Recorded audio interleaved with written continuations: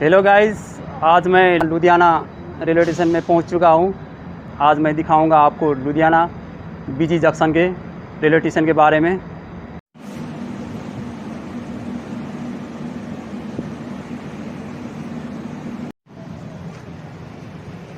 Hello guys, Punjab के बीजी railway station में मैं आ चुका हूं। आज मैं दिखाना चाह रहा हूं आपको रेलवे स्टेशन के बारे में। आप देख रहे हैं मेरे पीछे रेलवे जा रही है। गाइस, ये जो रेलवे स्टेशन है 1864 में ये इस्टेब्लिश हुआ था। यहाँ पर टोटल 7 प्लेटफॉर्म है।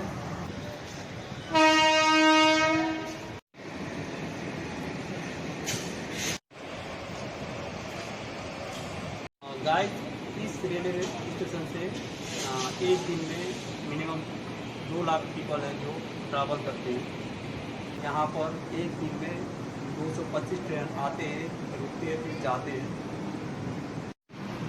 हेलो गाइस, यहाँ पर जितने भी आप ट्रेन देखिए 1996 to 97 सबको इलेक्ट्रिफाइड करा दिया गया है।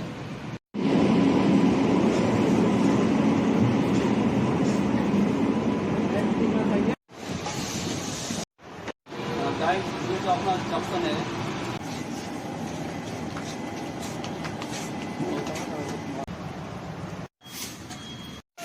गाइस, यहाँ पर हर प्रकार से आपको फैसिलिटी मिल जाएगी। कैंटीन हो गई, वाटर सप्लाई हो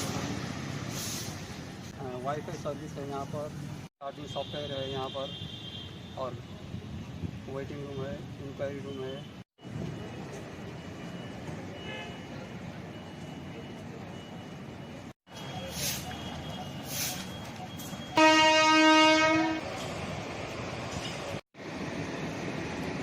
के साथ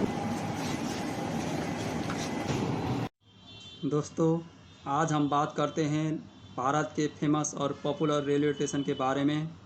इस रेलवे स्टेशन के बारे में कुछ अफवाहें कुछ समय पहले उठी थी। अब हम जानते हैं कि इसकी पीछे की कहानी क्या है। सन 2004 में सुभाष नाम का कर्मचारी इस रेलवे स्टेशन में काम करता था। उसे उसके अपने काम से बहुत प्यार था और वहाँ अपने काम से इतना प्यार करता था कि एक दिन भी छुट्टी नहीं लेता था। वहाँ डेली काम पर आता था। इसका बहुत बड़ा कारण ये है कि वहाँ नहीं चाहता था कि कोई दूसरा उसके कमरे में उसकी कुर्सी में बैठ के काम करे, और उसकी कुर्सी में कोई भी नहीं बैठता था। और वहाँ उसका काम बहुत ईमानदार से करता था। और अचानक एक दिन रहस्यमय तरीके से मौत हो गई। सुभाष का मौत का जांच शुरू हो गई। उनकी मौत कैसी हुई लेकिन किसी को कुछ पता नहीं चला। उनका मौत एक राज बन के रह गया। ये राज उनके साथ चलाया गया, लेकिन मरने के बाद उसकी आत्मा वहीं उसी रिसेप्शन सेंटर के कमरे में रहने लगा। जो भी उसके कमरे में गया मानो उसकी ज़िंदगी नरक हो गई। फिर उस कमरे में पूजा कराई गई, तांत्रिक बुलाया गया ताकि उस कमरे को आत्मा मुक्त बनाया जाए, पर इसका कोई फ़ायदा नहीं हुआ और वो आत्मा कहीं नहीं गया।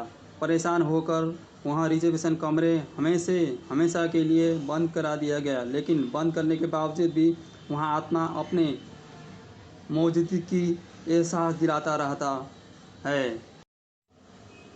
यहाँ काम करने कर्मचारी का मानना है कि जब भी उस कमरे में आसपास से गुजरता है तो उन्हें ऐसा लगता है कि उनके पीठ में चींटी काटी है। दोस्तों, इस बात पर कितनी सच्चाई है या कितनी नहीं, ये तो भगवान ही जाने।